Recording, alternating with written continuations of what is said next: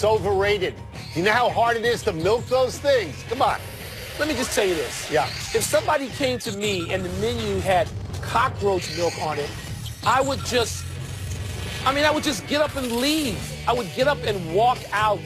You wouldn't take a shot at just one little taste of cockroach milk? Would you? No, I would not. Okay, all right. But you're younger than I. What? So I thought I could maybe convince you to do it. And then we could laugh at you when you just went over. Not going to happen. Welcome to PTI, boys and girls. In today's episode, LeBron tries to avoid elimination. A showdown is brewing in baseball, and an LSU player lies to his coach. But we begin today with the news that Chris Paul will not play in Game 6 of the Houston Golden State series tomorrow because of his hamstring injury. Paul hurt the hamstring very late in Houston's 98-94 slop-fest victory over the Warriors last night. Houston certainly would not have won that game without Chris Paul, who was great in the second half. Wilbon, how does this change the series? It changes it 180 degrees, Tony. It sickens me. And I don't have a horse in this race. I have people I like and have known on both teams, from the front offices to the coaching ranks to the playing ranks. You know, Chris Paul's one of my favorite players ever in this league, one of my favorites. And I know what this has meant to him to try and be healthy. He's gone out of playoffs like this before. And I know what it's meant to him to get to the conference finals for the first time and then be on the verge, one win from the NBA finals, and upsetting, dethroning the champs. And to have this happen is just a killer. And, Tony, Really? It changes the whole thing. I don't think... Wait. It's a killer. I understand you hold him out of Game 6. He's the best. No, he's not coming back, Tony. You don't He's not playing Game 7. Really? No. How do you know this? Let's be realistic, Tony. Listen. Tony, this changes everything. Chris Paul's the best player on that team. I know James Harden's going to be the MVP of the league. Chris Paul's the best player, the leader, the clutch player, the brains of the operation other than the coaching staff, to the point where Mike D'Antoni called him a head coach on the floor last night before Game 5. Tony, before Game 6, it's unthinkable. Are you reacting over emotionally? I mean, there's no word that he's out of Game 7. It's Game 6, not 7. At least Game 6. This is a hamstring injury. And even if he plays, it changes the series. It changes it dramatically if Chris Paul is less than the Chris Paul we saw last night physically. You have them losing the series if he's even half speed, if he gets out. I think you can win one game, as you and I agree all the time. We only have to win marshal your forces to win one. Only need one, or up 3-2. But can you win without your best player? They couldn't have won without him last night. I mean, I look at this series, and I look at it probably differently than you do. I'm truly disappointed in Golden State. Steve Kerr said something the other day. This is a direct quote. I feel great about where we are right now. That's last night. That's last night. All right. So, I mean, if Mike D'Antoni said this, I'd be sitting here saying he was insane. But because I like Steve Kerr so much, I mean, I'm not going as nuts on him. He can't like where he is, because in successive games, when it mattered, late in the fourth quarter, his team had nothing. They couldn't even get a final shot. They had the pass to Klay Thompson was the wrong pass in Game 4. They made a lot of wrong plays last night. They made unforced errors. Draymond Green fell down with the ball, was looking for his mouthpiece like we used to think happened to James Harden. I look at this. If you can't beat Houston when Paul and Harden shoot 11 for 40, when are you going to beat them, Mike? When are you going to beat them? Tony, how many people in the history of the league have more rings than Steve Kerr? He's got a lot of rings. You're talking about Phil Jackson. That's right. Okay, Maybe so you know Pat what? Riley. You give Phil the benefit of the doubt. You give Riles the benefit of the doubt. Yes, I do. And I'm going to give Steve Kerr the benefit of the doubt. I'm doing it. I sat there watching him from 4 feet away as he was saying it. And my first thought was, seriously, this is how demented I am. I'm thinking, so Kornheiser hears this. He's going to have a baby when he hears this. And you know what, Tony? He doesn't have to be effective with you. He's got to effectively convince his players they're still in a good position. Mike, I had them winning 6 with or without Chris Paul. But if you are convinced that Paul doesn't play 7, I had them perhaps losing 6. But I hope Chris Paul can play, Tony. Is that realistic? Does that make sense? I'm not a doctor. Well, actually, I am. You tell me every week you're a doctor. I think he'll play 7. I do. Okay. You know what? I would love that. The Chris Paul news greatly saddens his close friend, LeBron James, but he has bigger worries tonight, like preventing his Cavaliers from being bounced by the Celtics in Cleveland. LeBron has never been eliminated at home in a preliminary round of the playoffs and averages 33.5 per game in all elimination games. Tony, do you see any chance whatsoever that LeBron will be KO'd tonight on his home floor in the land. So what I find instructive about the question is that it focuses on LeBron. And it focuses on LeBron because he is bearing the weight of the entire team almost literally on his back because he doesn't have any players with him. He's doing all of this himself. So at what, home he does? At home he has players? Well, yes, but they've been so bad on the road that you wonder what's happening. J.R. Smith and Tristan Thompson have contributed absolutely nothing. So it's on LeBron to not only score a lot of points, but spoon-feed assists to the rest of these people. In answer to the question, it is very hard for me to see LeBron not winning this game. How about you? In answer to the question, there's no chance. There's no chance. There's no chance LeBron is losing at home tonight. That's what I think. No chance. Other than, I don't even want to speak it, injury, you want to speak it into existence, as a friend of mine said. But what can he do in Boston, going back to Boston for 7? What does he do? How does he win? How does he make that happen? Tony, what's a little bit disturbing is with Cleveland in their fourth quarters against both the Pacers and the Celtics, they just seem to run out of energy. Even LeBron, right. Yes. And he's supposed to be tired. We think he's superhuman. He's not superhuman. He's, sort of toward that direction. But LeBron needs some help. He also probably needs to not wave the coaches off when they say, hey, Bron, why don't you give me 3 minutes right now and the end of the quarter and the timeout? You get some energy back. But that's not what LeBron does. I don't know. Waves them off. I don't know which I find more amazing, that LeBron with this particular cast has gotten this far, right, or that Boston without Kyrie Irving has gotten this far. If Kyrie Irving played on either team, the series is over.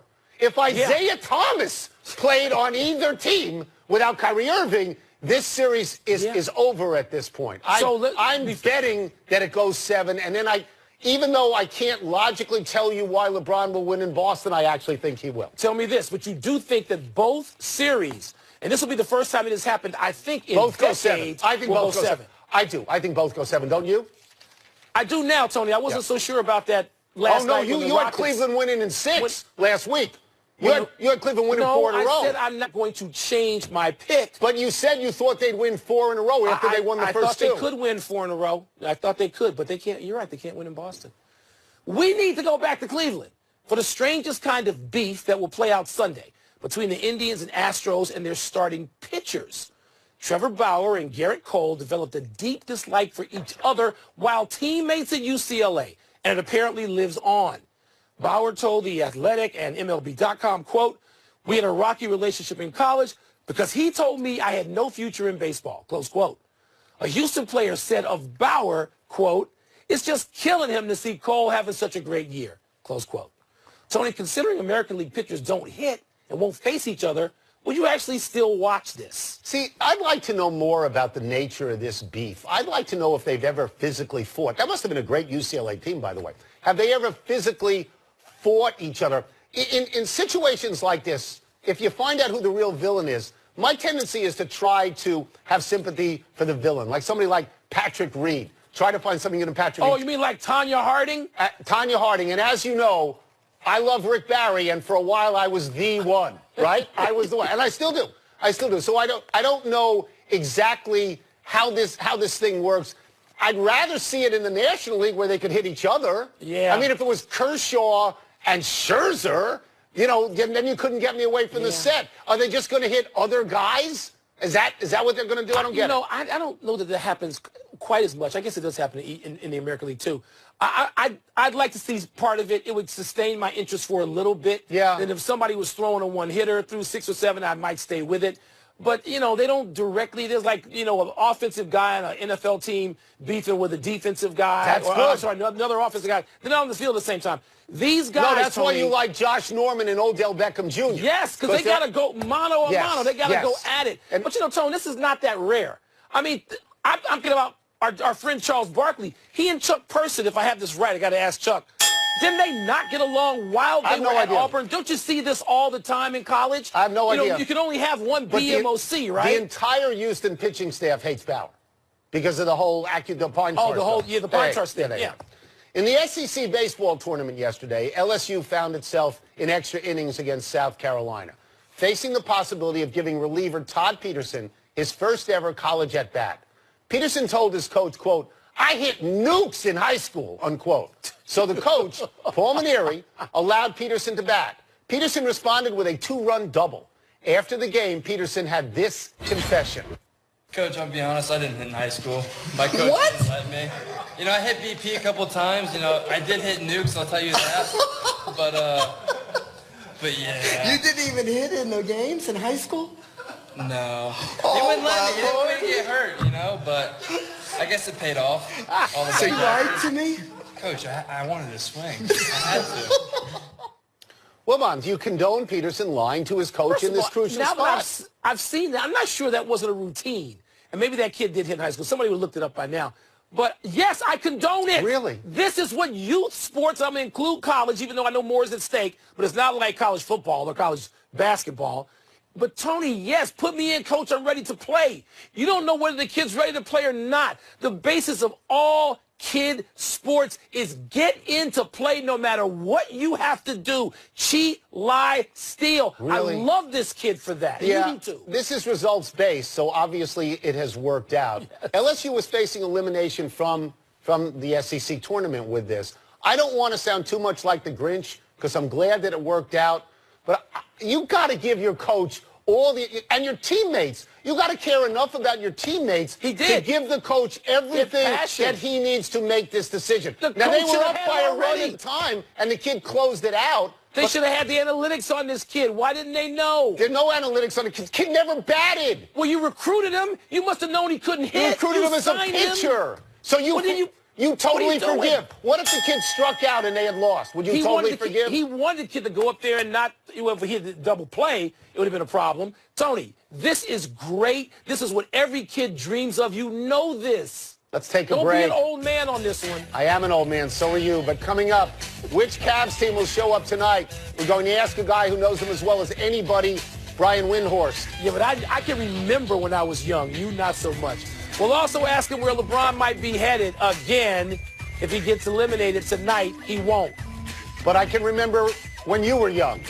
Yeah, you can do that. Pardon the Interruption is brought to you by Annihilation. Get it on Blu-ray this Tuesday and on digital now. Every few weeks we bring on Brian Windhorst. We ask him whether LeBron is going to leave. I'm going to try to resist asking it again as he joins us from Cleveland, where LeBron could be playing his last game as a Cav tonight. You had to go there. Let's start. Whoa, are you in a nightclub? Windhorst, where are you, dude? Yeah, where are you? I'm at Town Hall, a wonderful place where we did the jump today, which you can see every day on ESPN at 3 o'clock. Are you getting free food there? Free food and drink? We know ESPN works me so hard, there's no time for it. Well, that's crazy. Wilbon and I wouldn't go near that place if it wasn't free. We were writing the Cavs' eulogy after the first two games, and then they looked like they were going to beat Boston. This series has left me very confused. Has it left the Cavaliers confused as well? And Tony, welcome to the 2017-18 Cavaliers. We hope you've enjoyed the show. This is how they have been for months now. And they've been all over the place. They've had no consistency. Some nights they look like they don't belong in the playoffs. Some nights you can convince yourself that they might win the championship. And it never seems to have any bearing on what they're going to do in the next game. And that's why I have no clue what's going to happen tonight. They have been good at home in this postseason, and I know if I were them, and I was on my couch last night, as I was, and I saw Chris Paul get hurt, and I saw the Warriors look vulnerable for the first time in my mind since the 2016 finals, I would have perked up and got excited and thought, you know what, if we can get a couple of wins here, we might actually have a shot at another banner. And that would lead me to believe that the Cavaliers would come out tonight like a house of fire, looking for blood and trying to get this series to 7. But that's logical thinking, and logical thinking in this Cavs team gets you nowhere. All right, well, let's talk about zero in, as we always do with you on LeBron, who was tired in the fourth quarter. We're not talking about what he looked like. He was tired. Has he had enough time to recuperate? Is there anything they can do to perhaps convince him that a few minutes of rest might help him down the stretch, Brian? Yeah, so, we talked to LeBron this morning. He looked like he was much better rested, looked like he had good energy and good spirits. He stayed off of his feet, took whatever fluids he could get. He has really been great in elimination games, guys. We're talking 33.5 points in his career in elimination games. That's the greatest number in history. This season at home in the postseason, he's been phenomenal, averaging 37 points. We saw what he did in the only elimination game he's played this postseason, which was 45 points against the Pacers. Of course, that was a couple of weeks and a lot of minutes ago. Knowing what I know about LeBron, in these types of situations, he hits the gas early. He averages about 9 points a game in the first quarter of elimination games. The question, and you hit on it, Michael, is will he be able to sustain it all the way to the end? That is a big question. Don't forget, in the elimination game in the first round against the Pacers, he played himself right into cramps. So it's going to be important for him to not only measure his energy to leave to the end, support from his teammates. It would help to have Kyle Korver on the floor more than 18 or 19 minutes, which is all he was out there for in the most recent game, Brian. I know there were some matchup issues that T. Lou referred to, which sort of surprised a lot of us listening in. What happened there? And we will see Korver for 20-plus minutes tonight, will we not? Well, Michael, Ty Lue had his reasons. There was some statistical, lineup data that he could point to that said that Kyle Korver struggles when he's not guarding Semi Ojeleye. But obviously, if you watch that game, the Cavs badly needed some firepower, and Kyle Korver has been great for them. He was shooting 47% from three in this series. He shot over 50% from three against the Raptors. And at some point, you got to put your best players on the court. I do expect to see Korver and Love and LeBron out there together. That's a lineup that hasn't played together much since Game 1 because the Celtics torched it offensively. That's what the Celtics attack on, and that's what this series has come down to, matchups versus matchups. And for the first time I can remember in the last year, maybe the last 2 years, Ty Lue has actually chosen defense over offense. He typically plays his best offensive lineup no matter what. He's gone away from it, and he also didn't do the best job of articulating it. There's been more thought put into it than the way he articulated it. But if you're going to go down tonight, you can't go down with Kyle Korver on the bench, and he knows that. We'll get you out of here on this, and I know you've expected it. If LeBron loses tonight, is he leaving Cleveland? Yeah, he's probably going to go on vacation in the next couple of days. Tony, he doesn't, talking to people around him, unlike 2010 and 2014, he doesn't have a plan. There isn't a scenario in place that they're going to activate. They really haven't spent that much time talking about it. I'm sure LeBron has thought about it. But one thing that's pretty clear to me right now, there isn't a good scenario out there that checks all the boxes. He's probably going to have to make a compromise. Maybe that compromise is playing on a team that's not at the absolute top of its conference.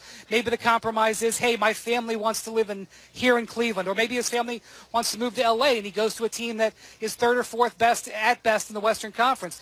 Maybe he goes to a team like Philadelphia and he has to compromise his playing style and his position. There isn't a situation out there right now that really is comfortable for him. And so that's why this is going to be complex. And that's why if I were him and knowing him, I think he's going to let things play out. He's going to let the draft play out. He may let the first few days of free agency play out to see what other chances may develop in the league so he can find a situation, even if it's here in Cleveland, that's as comfortable as possible. Thank you so much, Brian. Go get something to eat. Appreciate it. Thanks, guys. Let's take one last break. Still to come. The Rays will start relievers for the next 3 games. Is this the new normal? God, one could hope it isn't. Tony and I are going to break down tomorrow's Champions League final. You can't wait for that, can you? Actually, I can wait. I was talking to the viewers. Yeah, I love when Windhorst is on. I do. I think he's great. Only at... Happy time, people. Happy 79th birthday tomorrow to Brent Musburger. He's one of our favorite people. He's Uncle one of Brent. the greatest sports announcers of all time. He got ahead of the curve on gambling and opened up the Vegas Sports and Information Network, and he'll probably be the king of Las Vegas for the next 15 years.